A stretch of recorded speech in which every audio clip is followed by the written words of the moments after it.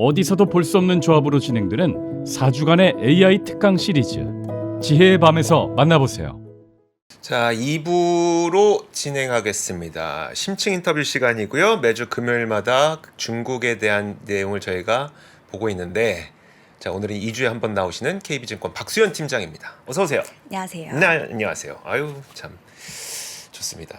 오실 때마다 기분이 참 좋아지는 그런 분인데, 왜냐하면 설명을 너무 잘해 주셔서 듣고 나면 뭔가 이렇게 살이 찌는 듯한 그런 느낌이 많이 납니다. 자, 일단 미국과 중국 이야기를 좀 해볼 텐데, 미국에서는 사실 지금 아주 대놓고 공급망 분리하고 수출 규제하고, 중국에서도 얼마 전에 뉴스 보니까 야, 히토류, 이게 니네 히토리 없지? 이거 우리가 수출 규제 해볼까 검토하고 있다 소식 들리고 있고, 지금 좀 어떤 상태인 거예요?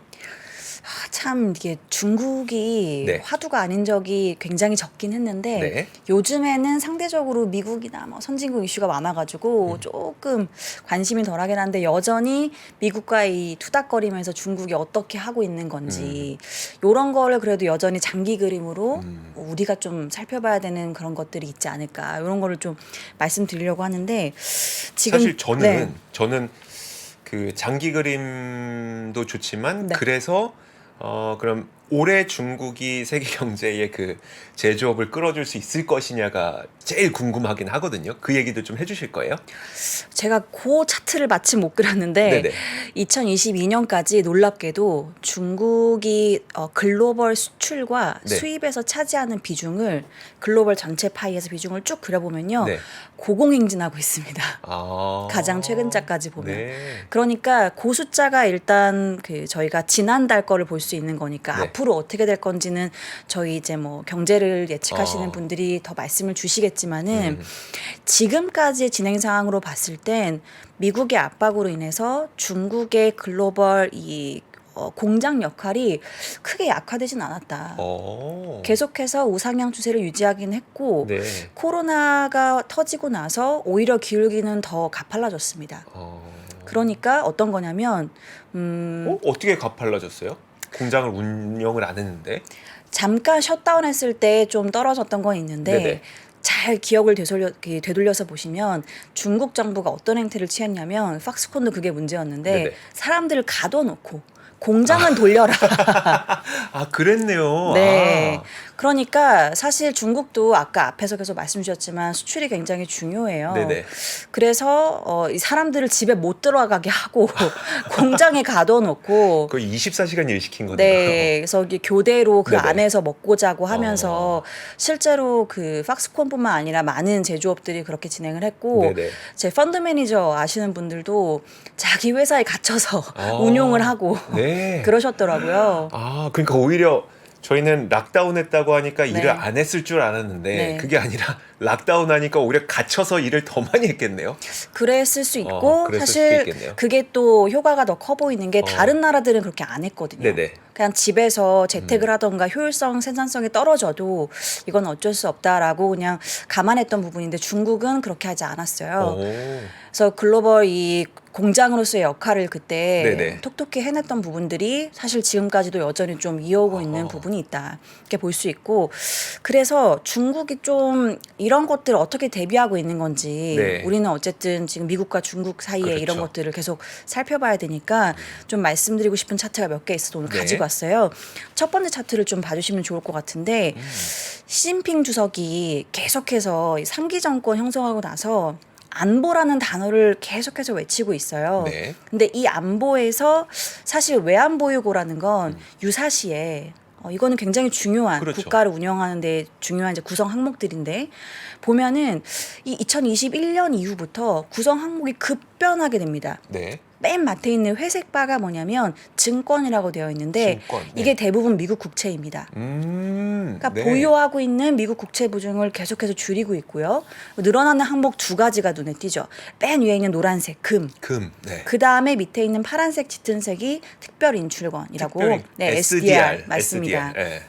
이 두 가지가 어떤 의미를 주냐면 생각보다 중국이 미국과의 이 패권 전쟁에서 이 롱텀하게 준비를 해야겠다라는 판단들을 네 지금 하고 있는 것 같습니다. 그게 무슨 의미예요? 그러니까 채권을 줄이고 금과 SDR을 높이는 게 장기전을 준비하는 거다. 이게 무슨 말이에요? 이게 어떤 거냐면 일단은 러시아의 사태를 우리가 한번 볼 필요가 있을 네. 것 같아요. 러시아가 지금 스위프트 글로벌 이제 결제망에서 제외가 됐고, 네. 그러니까 보유하고 있는 특히나 미국 뭐 국채나 이런 것들을 지금 정리를 할 수가 없습니다. 아, 미국 이건 네네. 네 재정부가 이걸 다 어. 밴을 걸어놨기 때문에 네네.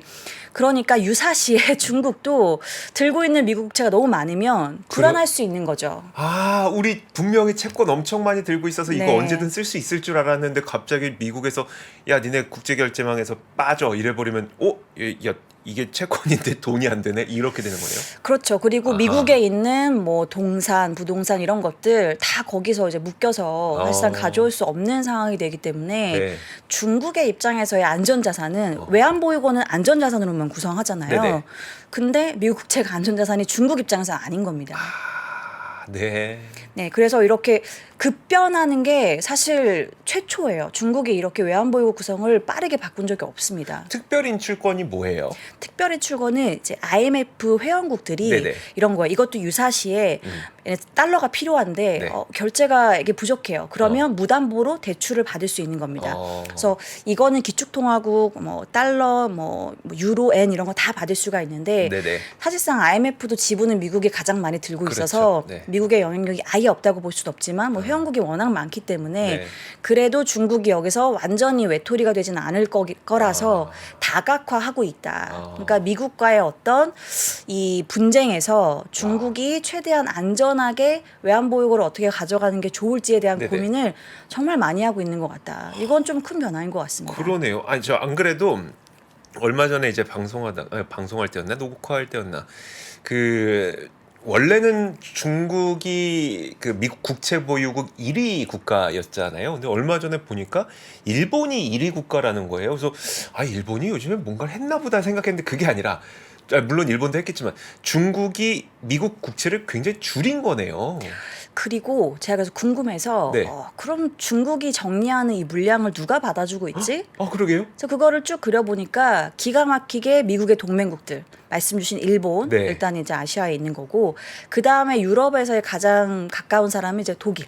네. 그 다음에 뭐 영국 네. 이런 쪽에서 물량을 계속 늘리고 있습니다. 그래서 중국의 감소분을 미국의 동맹국들이 지금 소화하고 있는 상태다. 그러니까 생각보다 이 국제 정세가 판도가 굉장히 빠르게 바뀌고 있습니다. 빠른 것도 빠르지만 되게 굉장히 진짜 벽치고 있는 거네요. 네, 정말 우리 옛날에 왜 내 편이면 붙어 했던 것처럼 네. 그게 정말 국가 간의 이 격도라 변화하는 속도 네네. 굉장히 빠르게 나타나고 있다는 거죠. 알겠습니다. 그러니까 그거는 알겠어요. 그러면은 이러다 보니까 당연히 이제 중국 입장에서도 야, 아랍권 국가들 이제 위안화를 결제해야지 이런 행동까지 보이고 있는 건데 이게 어떤 의미가 있는 걸까요? 그러면 이게 그리고 제가 이제 네. 그 안보에서 계속해서 여러 가지 입각해서 중국 정부가 정책을 펼치고 있다. 그리고 이 사우디랑 네네. 계속해서 이렇게 러시아랑 동맹국을 구축하는 요 관점에서도 안보가 결코 빠지지가 않아요. 네. 뭐냐 하면 다음 차트를 한번 봐주시면 좋을 것 같은데 이게 중국이 사우디랑 러시아에서 들여오는 원유가 생각보다 많이 늘어나고 있고요. 특히나 어디서 좀 더 변화되는 포인트가 보이냐면 중간에 러시아 우크라이나 전쟁이 터지고 나서 네. 빨간색 선은 이제 사우디에서 들여오는 원유인 거고요. 네.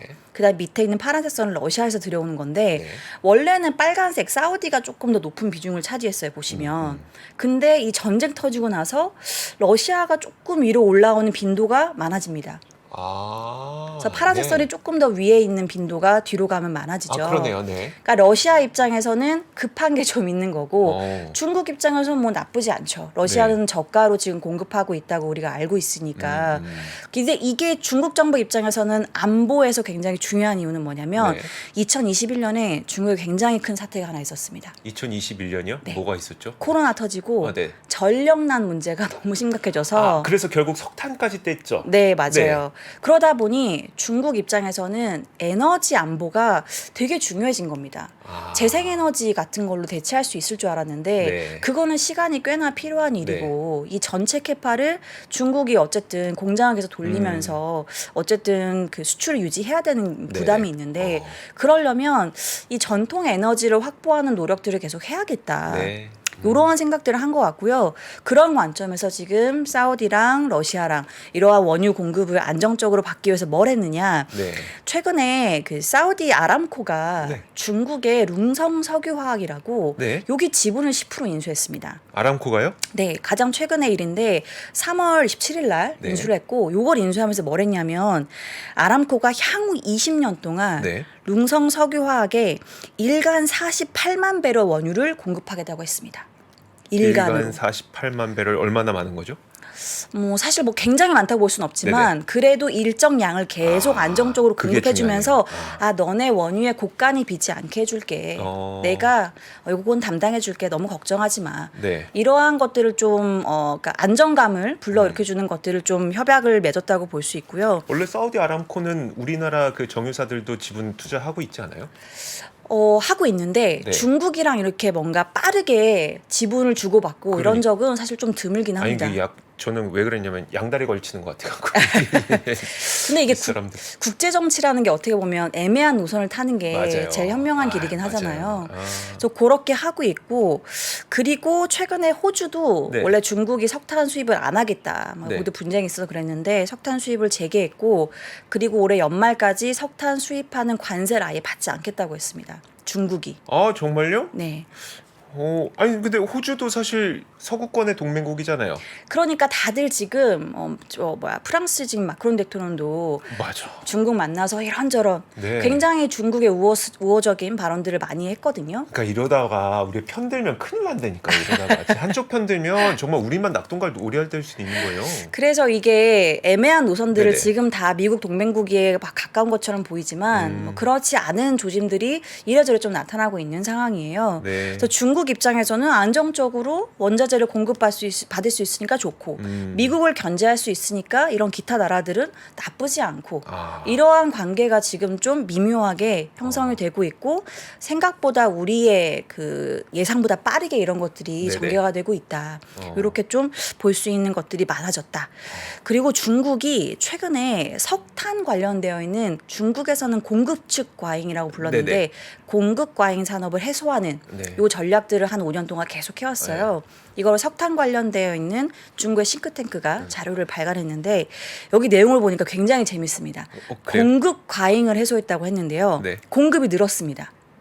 네? 잠깐만요. 공급 과잉을 해소하기 위한 성과를 막 늘어놓는 자료였거든요. 근데 내용을 뜯어보니까 일단 요약을 해보자면 첫 번째로는 석탄의 생산량이 35억 톤이었는데 네. 원래 이 개혁을 하기 전에 개혁하고 나서 46억 톤으로 늘었다. 그래놓고 공급이 해소됐다고. 그래서 이상하다라고 해서 다음 포인트를 좀 요약해서 보니까 탄광 개수는 많이 줄었어요. 원래는 1.3만 개였는데 네. 4,400개 정도로 줄었더라고요. 3분의 1로 줄었네요. 네, 이게 어떤 의미냐면 중국은 어쨌든 큰 정부를 지향하고 정부의 통제권을 강화하려고 하는 정부기 때문에 네. 이제 중소한 영세한 민영 석탄 이런 채굴 기업들은 많이 없어진 것 같고 국유의 역할들이 커진 것 같다. 이렇게 보는 게 좀 합리적인 수준인 것 같고요. 그래서 앞에 제가 원자재 공급의 이 안정성이 굉장히 중요하다. 네. 전력난을 기점으로 중국 정부가 판단한 것 같고 그래서 이 버튼을 내가 원할 때 누를 수 있고 또 회수할 수 있고 네. 이 컨트롤 능력을 가져가려면 안정적으로 공급받는 자가 있어야 되고 그다음에 중국 안에서 공급량을 공기 안 좋은 것 같아. 네. 이거 셧다운해. 이거 중국 정부가 얘기하면 4,000개로 줄었으니까. 네. 이런 컨트롤을 하기 위한 노력들을 꽤 지금 많이 진행하고 있다. 이렇게 좀 보여집니다. 근데 지금 말씀하시는 것들이 대부분 이제 어떤 정책적인 의미로 들리거든요. 근데 저희는 또 이제 그게 정책을 넘어서 어떤 경제적 여파를 좀 봐야 되니까 어떤 의미예요? 그게 앞에 OECD 선행 지수를 네네. 마침 말씀 주셨더라고요. 그래서 중국이 이렇게 업턴을 보이고 네네. 있는 차트를 아까 보여드렸는데 결국은 중국은 여전히 수출, 이 제조업을 통해서 여전히 얻는 이 베네핏이 큰 나라 중에 하나입니다. 네. 그러려면 당연히 공장을 돌리기 위한 안정적인 에너지망 공급이 필요한 거고 네. 그런 거에 대한 기반들을 꽤 잘 형성하고 있는 것 같다. 물론 그 뒤에 중국이 이 제조업이 다시 좀 업턴을 돌면서 고용 좋아지고 임금 올라가면서 소비 좋아지는 네네. 이 그림에서 우리가 얻는 또 여기에 연결되어 있는 그림들이 더 강화돼야 되지만 그 앞단의 것들은 지금 전개가 좀 잘 되고 있는 상황은 맞는 것 같다. 다만 그 뒤에 이면에는 이 중국과 미국의 이 패권 다툼에서 조금 우리가 경계해야 될 팡팡 튀는 지표들은 좀 보이기 때문에 앞으로 이 국제 정치에서 살펴야 될 리스크 포인트들은 좀 생길 수 있을 것 같다. 이렇게 좀 정리할 수 있을 것 같아요. 알겠습니다. 자, 반도체 이야기도 좀 해주시려고 하는 거예요? 반도체? 네, 중국이 최근에 지수들 네. 주가 지수들 몇 개가 좀 심상치가 않습니다. 원래 지난 시간까지만 해도 통신이 되게 좋다 이런 네. 말씀하셨었는데 좀 뭐가 또 바뀌었어요? 통신이 여전히 괜찮은데요. 네. 그래서 제가 지난번에 ETF 중에서 통신 장비 ETF랑 AI ETF 말씀드렸는데 나쁘지 않은데 이것보다 더 가파르게 3월 중순부터 갑자기 튄 게 있어요. 뭘까요? 그게 다음 차트 보시면 되는데요. 네. 이게 연초 이후에 지수가 21% 급등했습니다. 정확히 오늘 종가 기준으로. 지수가요? 네, 과창판이라고 해서 어. 스타 50이라고 우리나라에서 많이 불러요. 네네. 그래서 이게 실제로 ETF로도 론칭이 돼서 투자를 하셨을 수도 있는데 이게 거의 대부분이 중국의 반도체 밸류 체인으로 형성되어 있는 지수입니다. 그래서 중국 정부의 육성 산업이 부합한 이러한 종목들이 많다라고 해서 네. 이제 ETF를 좀 좋게 보시는 이런 하우스에서 많이 요거를 론칭을 하셨는데 보시면 이게 제가 그 EPS를 같이 그려드리는 이유가 굉장히 극단적으로 디커플링이 되고 있습니다. 잠깐만, 빨간색 선이 EPS죠? 네, 맞습니다. 주당 순이익이 계속 떨어지고 있는데 네, 근데 주가는 계속 올라갑니다. 계속 올라가.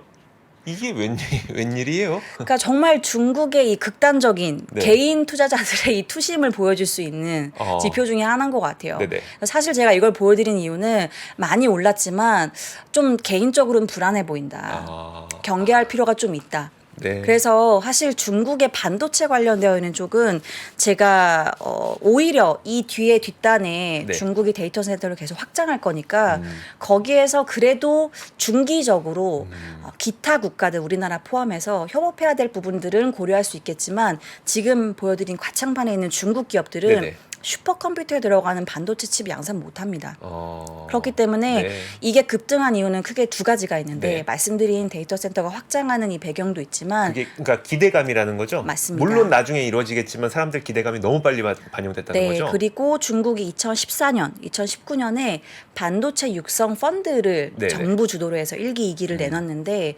그거가 최근에 3기가 나올 수 있다. 또 이런 루머가 돌긴 돌았어요. 근데 이게 나올지 안 나올지는 일단은 아직은 확인할 수가 없고 그리고 실제로 너무 기대감이 앞서서 이 펀더멘탈 이익이라는 건 결국 무시하고 주가가 계속 갈 수는 없는 네네. 부분이거든요. 그래서 요거는 중국 정부가 정책적으로 밀어붙이고 있지만 조금 조심해야 될 필요는 있고 이것도 미국을 사실 어떻게 보면은 뭐랄까요 견제해서 네. 중국이 계속 이 애국주의를 불러일으키면서 정책들을 펼치는 게 있지만 요거는 주가에 좀 과도한 측면이 있는 것 같다. 네. 그러니까 그 업황을 한번 살펴보면 어때요? 그러니까 우리나라에서도 중국에 사실 반도체 수출을 많이 해야 되는 상황인데 얼마 전까지만 하더라도 뭐 반도체 재고가 중국 내에서 재고가 거의 30% 넘게 쌓여 있었기 때문에 우리가 아직 이 업황이 턴되지 어렵다는 이야기를 전 들었었거든요. 지금 중국의 이제 반도체 상황은 어떤 상황인 거예요? 일단 첫 번째로 수요가 큰 건 여전히 스마트폰을 봐야 될 것 같아요. 네. 근데 스마트폰 판매량이 여전히 안 좋습니다. 아, 그래서 재고를 떨었다고 보기엔 굉장히 어려운 것 같아요. 최근까지도 이제 마이너스권에서 살짝 플러스 마이너스 이렇게 왔다 갔다 하고 네네. 있는 상황이라 일단은 수요를 가장 크게 견인하는 쪽에서의 흐름이 아직은 좋지 못하다. 언제쯤 이게 돌아설지도 아직 예측하기가 좀 힘든 상황인가요? 조금 어려운데 그래요? 그래도 여러 가지 아까 뭐 OECD 선행지수나 여러 가지를 감안해 봤을 때 하반기 정도에는 조금 그림이 지금보다는 추세를 형성할 수 있지 않을까라고 보여지는데요. 그거 두 번째로 수요를 좀 빨아당길 수 있다라고 기대하는 게 지금 보시는 두 번째 차트인데 네. 보시는 것처럼 중국의 그 동수서산 데이터 센터를 이제 짓는 그러니까요. 고기가 스테이지 1, 2, 3으로 나눠서 전개가 되고 있는데 지금 1번 단계가 어느 정도 마무리가 됐어요. 네. 그래서 중국의 통신 3사 주가가 막 굉장히 급등했다는 걸 보여드렸는데 조 단계가 지금 이제 어느 정도 마무리가 됐고 이제 2번 단계로 넘어가 있는 상태입니다. 네. 그러면 이번 단계가 대략적으로는 올해 3분기 말이나 4분기 정도에 어느 정도 이제 마무리가 되고 그 다음에 4분기 초입부나 중순쯤부터 이제 3번 단계로 넘어갈 건데 네네. 그때 빨간색으로 들어와 있는 이제 반도체가 굉장히 중요해집니다. 네네. 아. 그래서 그때부터 뭐 국제 정치가 어떻게 움직이는지를 좀 더 봐야겠지만 미국이 지금처럼 그래도 저사양식으로 공급하는 거를 그래도 네. 용인하는 그림으로 간다고 하면 그때 좀 중국의 스마트폰 수요도 올라오면서 데이터 센터의 수요까지 같이 받쳐주는 그림이 된다고 하면 네. 조금 우리가 기대하는 방향으로 오늘도 분위기 좋았지만 네네. 갈 수 있지 않을까 그렇게 좀 기대를 하고 있긴 합니다. 아, 그 차이나 모바일 뭐 그리고 차이나 텔레콤 이게 그렇게 많이 올랐다고 했는데 이제 겨우 딱 마련한 거네요. 맞습니다. 이제 겨우 부지 다지고 이제 입찰하고 있어요. 그래서 지금 이번 두 번째 단계에 있는 장비들을 사고 있습니다. 아, 그럼 장비가 먼저 네. 가고 그 다음에 반도체 가고 뭐 네. 이런 식이 될까요? 네, 그래서 지금 이번 단계에 뭐 초중반 정도에 들어와 있다. 이렇게 보시는 게 근데 맞습니다. 위에 보면 뭐 18개월, 24개월 이렇게 써 있는데 그게 이미 진행이 됐기 때문이에요? 진행이 됐고 그거에 이제 주식은 항상 선반영을 아, 하다 네네. 보니까 그거를 좀 먼저 반영해서 입찰할 때 실제 이 실적에 반영이 되다 보니까 네. 그런 것들이 지금 기대감이 좀 실적과 같이 연동해서 요거는 좀 움직이는 부분이 있습니다. 아, 알겠습니다. 그래서 네. 하반기, 4분기 정도가 본격적으로 이 현상이 나타날 수 있는 시기로 예상하고 계시네요. 물론 네. 그때 가서 봐야겠지만. 네, 주식이 그때쯤 좀 반영할 수 있는 기간이 될 수 있을 것 같아요. 알겠습니다. 알겠습니다. 반도체까지 얘기를 해주셨고 하나만 더 들어볼게요. 재밌다. 네. 그러면 네. 그 지난번에 제가 국유기업 개혁 말씀드렸는데 네. 요 시간이 좀 부족한 것 같아서 짧게만 말씀드리면 중국이 그때 국유기업 평가 지표에 네. 갑자기 수익성 ROE를 네. 넣었다고 말씀드렸잖아요. 네네. 그러면서 국유기업들 주가가 꽤 괜찮았었는데 최근에 중국 정부가 대놓고 말한 건 아닌데요. 지향하는 바를 제가 스스로 좀 곱씹어 보니까 네. 싱가포르에 네. 국부 펀드가 GIC라고 있어요. 테마섹이라고도 부르는데 네. 거기가 수익률이 굉장히 좋고 투자를 잘하기로 유명하긴 합니다. 네. 네, 이 테마섹이 대표적으로 투자한 게 미국의 빅테크들도 굉장히 초기 단계에 투자를 했고요. 그 다음에 중국의 사실 알리바바, 바이두, 텐센트 이런 기업들도 굉장히 초기 단계부터 투자를 했던 국부 펀드 중에 하나예요. 네. 근데 여기가 외환보유고 기반으로 우리나라 KRC 같은 역할을 하기 때문에 사실 해외 기업들도 투자를 하지만 네. 자국 내 기업들도 지분을 가지고 여기서 직접적으로 개입을 하면서 수익률을 계속 끌어올리는 그러니까 이 수익성을 올려라라는 지표를 계속 강조를 해왔던 국부 펀드 중에 하나예요. 그래서 중국도 국유자산관리위원회라고 있어요. 국자위라고 네네. 줄여서 말하는데 여기가 이쪽을 계속 벤치마킹을 할 거다라는 얘기는 있었는데 실제 액션에 많이 옮기지 못했어요. 왜냐하면 국자위가 테마색을 네. 네네. 벤치마킹 할 거다라는 얘기가 돌았는데 그러지 못했던 이유는 어쨌든 공산당이기 때문에 네. 이렇게 수익성 지표를 강화하면 코스트에 대한 부담이 생기잖아요. 그렇죠. 네. 그러니까 인력을 효율화하려면 사실상 고용을 줄여야 되는 네. 이러한 상황도 생길 수가 있는 거고 수익성과 고용을 유지하는 건 어떻게 보면 반대의 네네. 효과가 나타나는 거라. 그런데 지금부터는 실질적으로 시진핑 주석이 모든 총대를 이제 메고 네. 고용에 대한 부담을 일단 좀 십시일반 그때 어. 말씀드렸던 양회에서 플랫폼 기업들한테도 좀 떠안아라라고 네네. 얘기하면서 국유 기업들한테 고용을 유지하는 룰을 완전히 없앤 건 아니지만 수익성을 같이 고려해라 이러한 이야기들 좀 하고 있는 것 같고요. 여기에서 어떠한 산업과 기업들 위주로 하고 있는지를 보면 네. 이것도 그 안보 전략과 깨알같이 연결이 됩니다.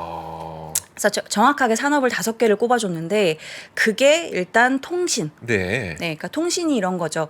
원래는 그 중국이 공동부유하면서 네. 통신사들이 다 이제 국유기업이잖아요. 네. 그러니까 통신 비용을 올리는 것 자체를 굉장히 눈치를 봤어요. 그렇죠. 네. 그런데 이제 통신비를 좀 올릴 수 있는 구간에 넘어온 것 같다. 그래서 통신사들 주가가 올라가는 게 네. 어느 정도 설득력이 있는 겁니다.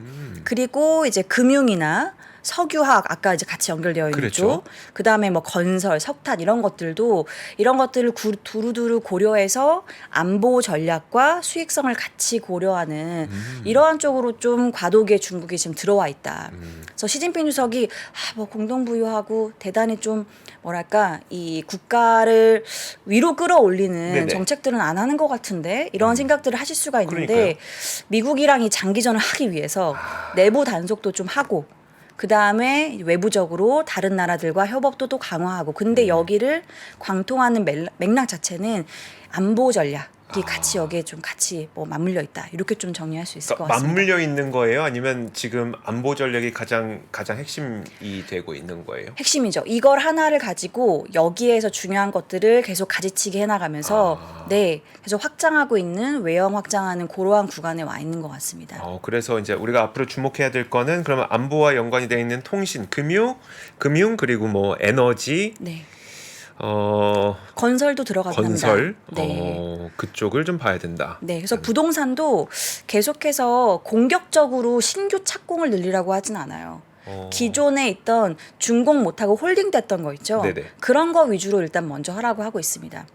공격적으로 착공을 늘리면 다시 이 네.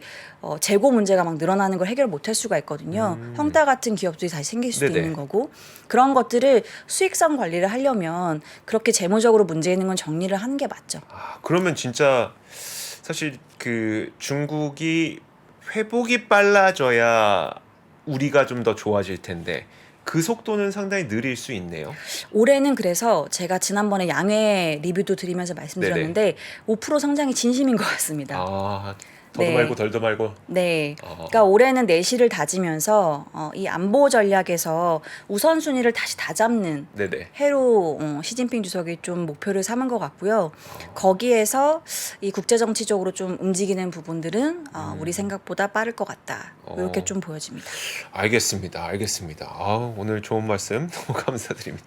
사실 이게 너무나도 방대한 내용이고 그 예를 들어 이런 거죠. 특히 국제 정치의 경우에는 만약에 뭐 러시아와 중국과 인도가 있으면 러시아 중국 입장 다르고 중국 인도 입장 다르고 러시아 인도 입장 달라서 사실 되게 헷갈려요. 얘기 들으면. 그렇죠, 맞아요. 지금 그리고 경제 지표들이 네. 신흥국이랑 선진국을 조금 다르게 또 움직이는 것들도 있어가지고 네.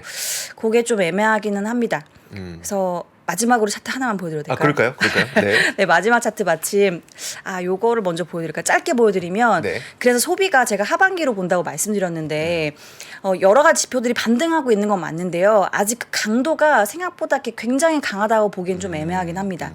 춘절도 보시면 코로나 없던 기간 대비해서는 이 여행객 규모가 100을 채우진 못했고요. 네. 그다음에 청명절이 마침 이번 주 수요일에 끝났는데 요것도 코로나 없던 기간에 사실 60% 정도 레벨밖에 안 됐습니다. 그래서 여전히 올라오는데 조금 시간이 필요한 거는 보여진다라고 판단이 되고요. 그래서 마지막 차트 보여드리면은, 그러니까 일단은 우리나라도 중국의 영향을 받기 때문에 실제 중국의 이 경기도 중요한데 어떤 산업들 실적이 좋아지고 있는지 네. 이런 걸 좀 보여드리고 싶었는데 정말 말씀드린 것처럼 중국이 지금 인프라 투자 확대하는 거, 통신 쪽에 EPS 변화율이 여전히 1등을 유지하고 있고 필수 소비재도 2등이지만 네. 올라오고는 있습니다. 그래서 이렇게 위에 그래도 플러스권에 있는 EPS가 가장 많이 비중을 차지하는 게 본토이긴 합니다. 네. 그래서 빨간색 선 상위 A가 가장 EPS 증가를 높게 유지가 되고 있고 MSCI 차이나가 A도 포함을 하고 있어서 궤적 자체가 좀 유사하게 움직이고요. 네네. 홍콩 H는 조금 아쉽지만 여전히 횡보를 하고 있는 상황이긴 합니다. 그렇지만 2분기에 시간이 좀 짧지만 국유기업 개혁의 수혜를 볼 수 있는 지수가 홍콩 H이긴 해서 사실상 기회는 조금 있을 수는 있을 것 같아요. 오히려 기회는 홍콩 H에 있을 수 있다. 2분기 기준으로 봤을 때는요. 2분기 네. 기준으로. 다만 우리가 흔히 좀 쉽게 접할 수 있는 것들은 하반기 쪽이 될 것 같고요. 뭐 네. 반도체가 됐건 소비가 됐건. 네, 메스단으로 정말 네. 알겠습니다. 이게 너무 복잡해갖고 막 얘기를 듣는데 이거 내가 지금 알아듣고 있는 게 맞나 막 이런 생각이 들었었거든요. 그래도 다행히 이제 마지막 부분에 좀 잘 정리를 해주셔서 너무 감사드립니다. 2주 후에 또 나오시게 되는 거죠? 네. 네, 알겠습니다. 그러면 박수현 팀장 보내드리겠습니다. 고맙습니다. 감사합니다. 시간이 흘러도 변하지 않는 여러 가지 원칙과 사고 체계는 존재하거든요. 대가들의 사고 체계, 투자 기법이 아니라 생각의 방법. 그런 거를 분해를 해서 재구성을 해서 하나의 어떤 틀로 조합을 하는 과정이 필요한 것 같다. 라쿤 자산운용 홍진채 대표의 거인의 어깨에 19년간 초과 수익을 달성한 그가 어떻게 주식 대가들의 투자법을 활용했는지 이 책에서 최초로 공개합니다. 대가들의 검증된 투자법을 여러분의 눈으로 직접 확인하시죠.